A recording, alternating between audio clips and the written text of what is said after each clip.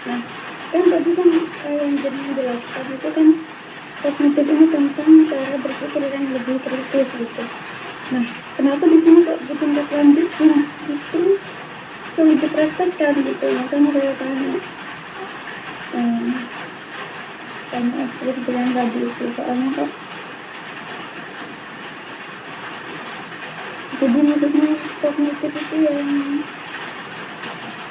yang lebih meluasnya itu bagaimana sih penerapannya seperti itu.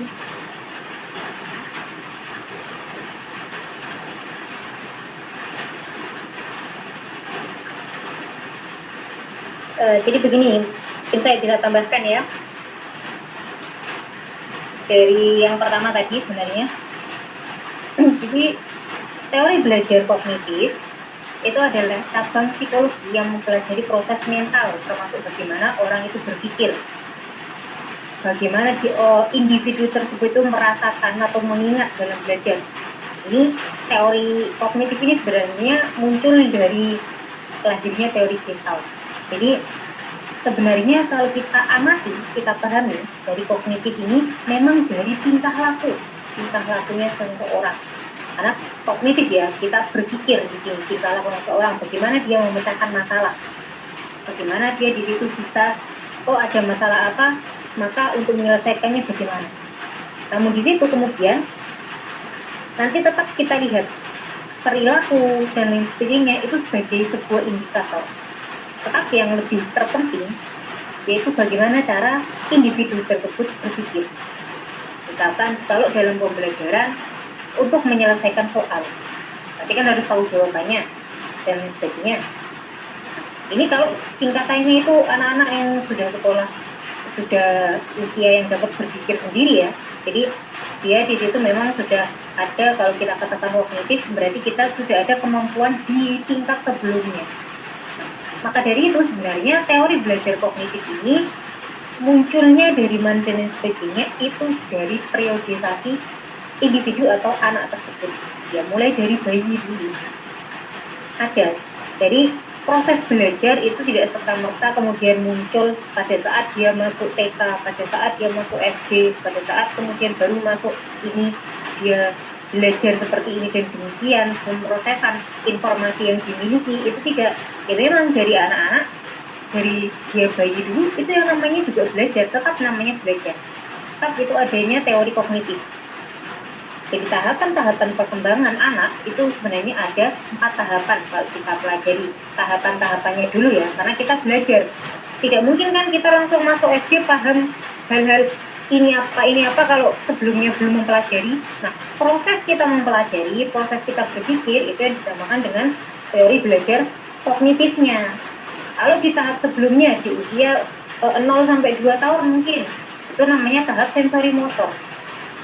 Anak itu mengenal lingkungan dengan penglihatannya, dengan penciumannya, dengan pendengaran. Jadi belajar itu tidak hanya kemudian diberi materi terus anak-anak di situ mendengarkan, memahami, itu kalau tingkatannya sudah lanjut, tentu sudah di tingkatan yang berbeda.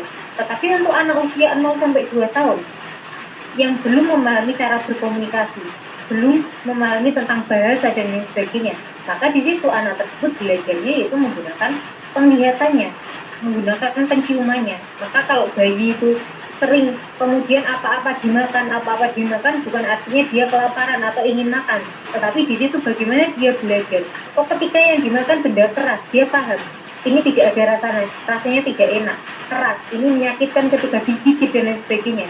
Di situ akan berpikir dia merasakan, keras, sakit, kemudian tidak jadi dimakan, dilempar dan lain sebagainya, tidak jadi dipegang. Berarti dia di situ sudah terjadi yang namanya proses dari belajar kognitif. Ada masalah di situ, diambil, kemudian ada penyelesaiannya apa? Dia paham bahwa benda ini tidak bisa dimakan, bahwa benda ini kemudian lancip ketika dipegang, merasakan sakit dan sebagainya. Itu proses berpikirnya anak, tanpa kita memberitahu, itu bahaya dan sebagainya. Ya mungkin saja sebagai orang tua kita mungkin bisa mengatakan ini bahaya, tetapi anak pasti mencari alasannya. Seperti tadi yang ditanya surat Al-Fatihah. Kalau kita hanya mengatakan ini bahaya, tidak boleh dan sebagainya, pasti anak di situ juga akan berpikir, mengapa tidak boleh? Kan harus ada alasannya kenapa kok tidak boleh. Ya karena bahaya, nanti bisa ini. Tetapi kalau belum dicoba, apakah anak tersebut akan percaya? Tidak. Proses dia belajar sedemikian rupa, berpikir dan lain, itu adalah yang digunakan adalah kognitifnya itu di situ. Nah, tahapan selanjutnya usia 2-7 tahun misalnya. Di situ anak-anak sudah di tahap yang lebih berkembang lagi, sudah menggunakan simbol-simbol, simbol bahasa, ada tanda, perkembangan kognitifnya sudah baik di situ. Mungkin sudah bisa membaca, kemudian merangkai dari kalimat menjadi dari kata menjadi kalimat dan lain sebagainya. Dia tahu paham bahasa Jawa, ada bahasa ibu, ada bahasa Indonesia dan lain sebagainya, sudah paham. Sehingga komunikasinya ataupun untuk memahami sesuatu hal yang baru di situ sudah bertambah. Kalau yang di fase sebelumnya itu hanya menggunakan penciuman, penglihatan dan lain sebagainya, ini menggunakan kalimat verbal dan lain sebagainya. Dari verbal visual, anak sudah memahami, sehingga untuk menyelesaikan masalahnya atau memahami pembelajaran itu lebih bagus lagi, sudah dapat beradaptasi dan lain sebagainya. Di usia selanjutnya, perkembangannya sudah makin pesat lagi, sudah mulai menggunakan aturan-aturan yang jelas dan logis.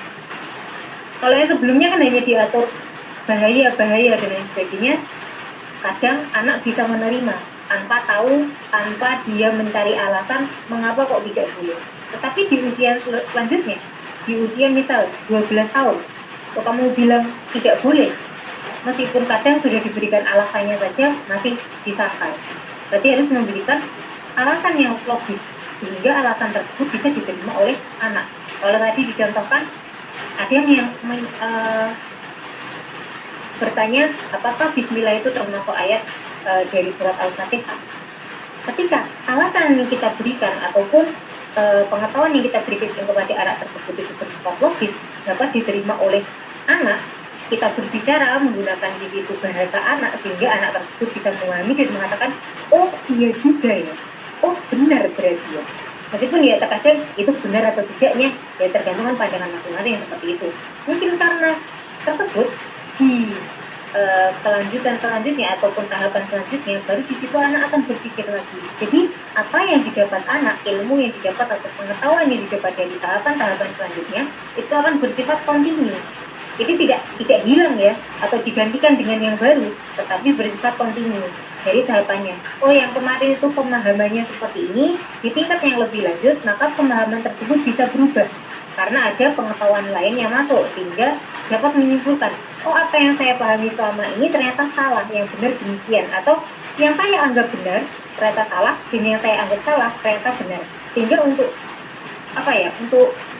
ke pendidikan lebih lanjut, ketika kita menggunakan teori pembelajaran kognitif ini, maka kita juga harus adanya dengan teori-teori belajar yang kita masukkan, sehingga tidak hanya berdasarkan cara berpikir anak, tetapi mungkin juga kita bisa lihat dari bagaimana kebiasaan anak tersebut, bagaimana kita bisa membentuk anak ini agar bisa memiliki misal berpikir kritis dan lain sebagainya. Kan anak bisa dibentuk seperti itu lewat dari bagaimana cara pola asuhnya, bagaimana cara dia belajar dan lain sebagainya. Itu akan merubah sifat anak ataupun merubah tingkah laku anak.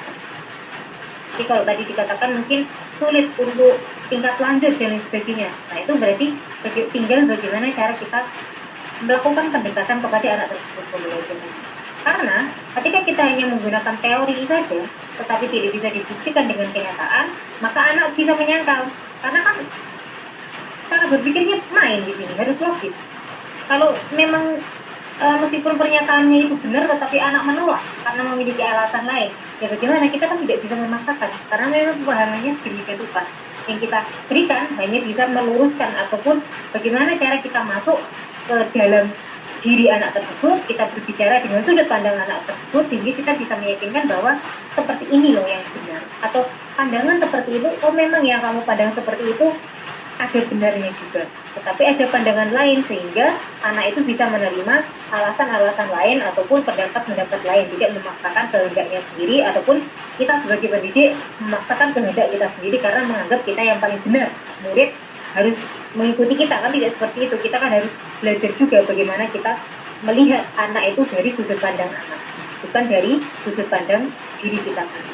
Jadi yang terpenting adalah ya juga komunikasi, bagaimana cara kita berkomunikasi dengan anak tersebut, menggunakan ya karakteristiknya anak, menggunakan cara belajarnya anak. Anak itu kalau kita terkesan menggurui ataupun terkesan nanti kok meremehkan, kan kadang kita kan menolak pendapat anak itu seperti ya kamu salah, kayak seperti kok disalahkan, kan saya cuma berpendapat, kan kadang anak seperti itu. Makanya kita sebenarnya harus menerima dari sudut pandang anak itu seperti apa, baru nanti kita luruskan sebagai kita seorang orang dewasa yang membimbing mereka, yang memberikan tahu, oh ini salah, oh yang benar seperti ini, dan sebagainya. Jadi tergantung pendekatan yang kita berikan kepada anak tersebut, karena setiap anak memang memiliki cara pandang atau cara berpikir yang berbeda-beda, tergantung dengan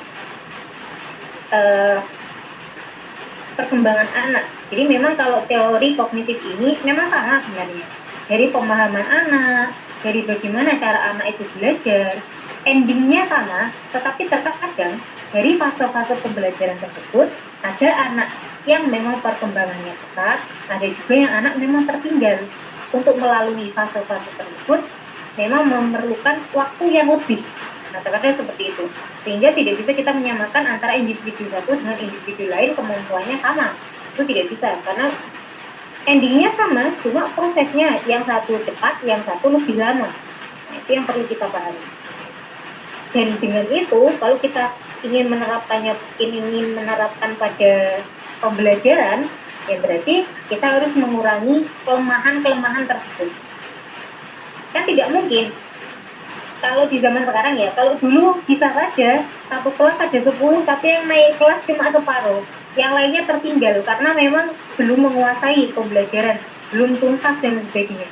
Nah, kalau sekarang ya seperti pembelajaran yang dulu ya di demo sama orang tua, apalagi kalau sekarang akreditasi dan lain sebagainya, kan kita butuh siswanya nilainya bagus, kita butuh mereka untuk lulus agar lembaga kita itu nilainya juga bagus. Maka kalau banyak yang tinggal kelas, otomatis yang dipertanyakan apanya? Ya pembelajarannya, ya prosesnya, ya gurunya. Maka dari itu, untuk mengurangi kelemahan-kelemahan tersebut, cara pendekatan terhadap anak juga berbeda-beda. Tetapi kita akan meminimalisir bagaimana cara menanggapi anak-anak yang memang nanti kemampuannya di bawah lebih. Berarti kita kan harus lebih ekstra untuk anak ini dibanding dengan anak yang kemampuannya memang lebih pesat. Anak yang lebih pesat ya kita beri tugas yang mereka bisa jalan sendiri. Sedangkan yang ini masih kita tuntun dan yang sebagainya. Itu kalau kita terapkan dalam dunia pendidikan seperti itu, sehingga nanti di akhirnya ya sama, kita beri tugas ini lulus dan lain sebagainya sama, mereka akhirnya sama-sama lulus, meskipun dalam prosesnya tadi memang kita lebih memperhatikan anak-anak yang mungkin kemampuannya kurang, mungkin membutuhkan panduan yang lebih dibanding dengan teman-teman. Seperti itu kalau menurut saya. Mungkin ada tambahan dari teman-teman yang lain ataupun dari pemateri.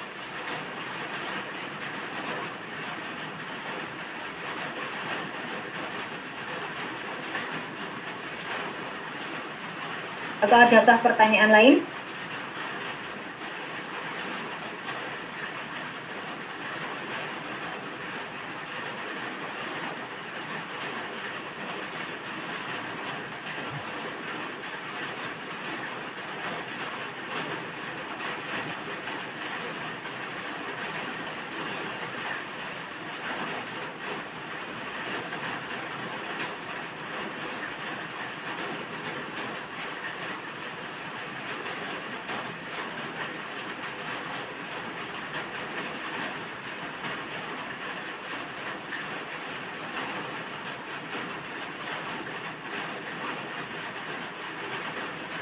Nah, sebenarnya kalau dalam pendidikan tadi belum dijelaskan juga ya, yang tentang teori-teori belajar ini dari siapa saja. Jadi ada juga, kalau yang saya jelaskan tadi itu dari Jan Piaget ya, untuk ahlinya. Kalau yang ini ada juga teori kognitif dari Lewin. Nah, kalau dari Lewin ini memang bahwa tingkah laku itu merupakan hasil interaksi antara kekuatan-kekuatan, baik yang itu berasal dari diri individu tersebut, yang karena tujuannya, karena kebutuhannya, atau karena ya memang lingkungan itu membutuhkan dia harus beradaptasi sedemikian rupa. Ya, memang dalam teori belajar menurut teori ini berlangsung sebagai akibat dari perubahan dari struktur kognitifnya, baik itu dalam jenjang pendidikan. Yang terpenting itu biasanya motivasi. Bagaimana cara kita memotivasi anak tersebut untuk mengatasi segala hambatan yang merintangi. Misal tadi kok sulit paham dan lain sebagainya. Nah, ya kita berikan motivasi. Oh, harus kalau memang hanya disuruh belajar lagi, ya nggak bisa, karena dia sendiri juga belum memahami dirinya sendiri mungkin. Cara belajarnya salah, cara memahaminya salah dan lain sebagainya. Ini kan perlu adanya motivasi ataupun adanya dukungan untuk memahamkan. Oh, yang kamu perlukan itu seperti ini. Coba yang seperti ini. Bisa apa tidak? Berhasil apa tidak? Kalau belum berhasil, ya berarti pakai cara yang lain dan lain sebagainya. Sehingga dalam dunia pendidikan akan berjalan dengan lebih baik karena belajar dari lingkungannya. Jadi tidak terlepas dari yang behaviorism ya. Tidak terlepas dari kebiasaan-kebiasaan, karena memang yang akan memaksa mereka untuk belajar itu adalah lingkungannya. Yang memaksa mereka untuk berpikir, memutar otaknya, yaitu ya lingkungannya. Kalau di lingkungan sekolah berarti biasanya kita memberikan materi, kemudian diberi latihan, itu teman-teman yang lain kok bisa menjawab sama tidak, otomatis anak tersebut akan merasa bagaimana, akan lebih termotivasi bagaimana saya bisa seperti teman saya bisa, mengapa saya tidak bisa. Ini kan sebuah motivasi yang harus ditimbulkan ataupun yang timbul pada anak tersebut, sehingga anak tersebut ya akhirnya akan berpikir caranya bagaimana. Oh, biar belajar caranya bagaimana, ya harus membaca buku lagi, tidak hanya sekali dua kali, tapi memang harus benar-benar diingat dan memahami. Karena hafal dengan memahami itu berbeda. Kalau hafalannya hilang, ya sudah. Sedangkan memahami, sama nggak hafal nggak apa-apa, yang penting paham. Ketika paham berarti bisa menjelaskan, bisa tahu langkah-langkahnya dan sebagainya. Sedangkan kalau kita hanya menghafal, ya cuma hafal saja, tapi belum tentu kita memahami. Ya saya pikir seperti itu. Ustazah, maaf, apakah misalkan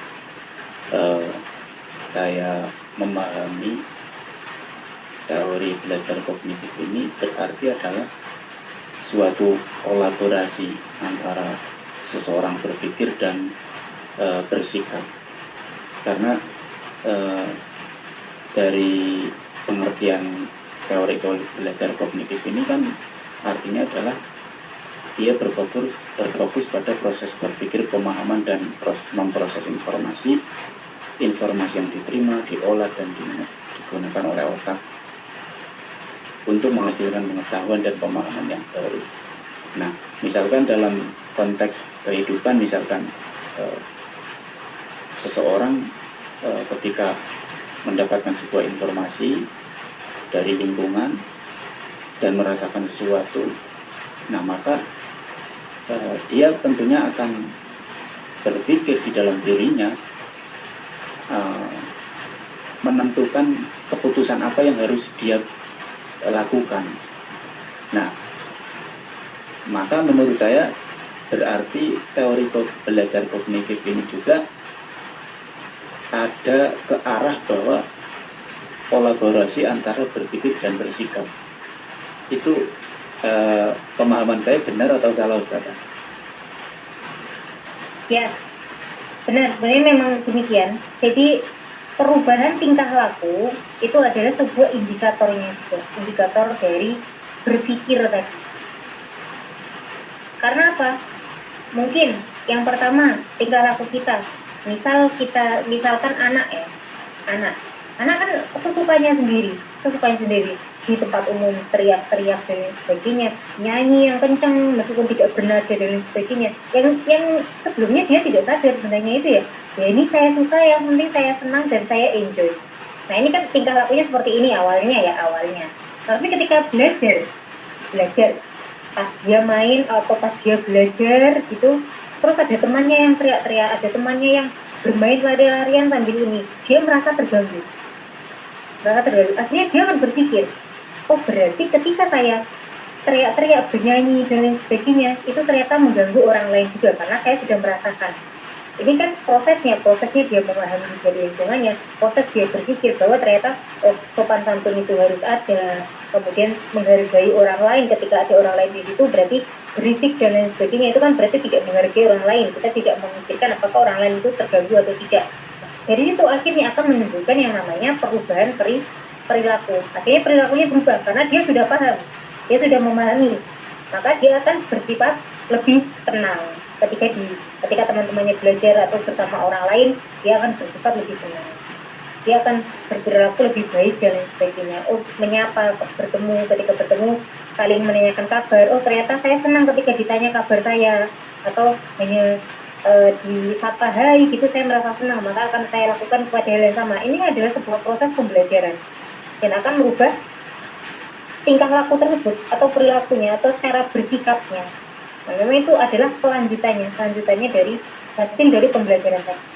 Kecuali kalau memang kita paham tetapi tidak menerapkan, ya walau ya mau gimana, namanya juga ya berarti masih ada yang namanya egonya masih ada. Tapi ketika kita bisa di situ berubah, kemudian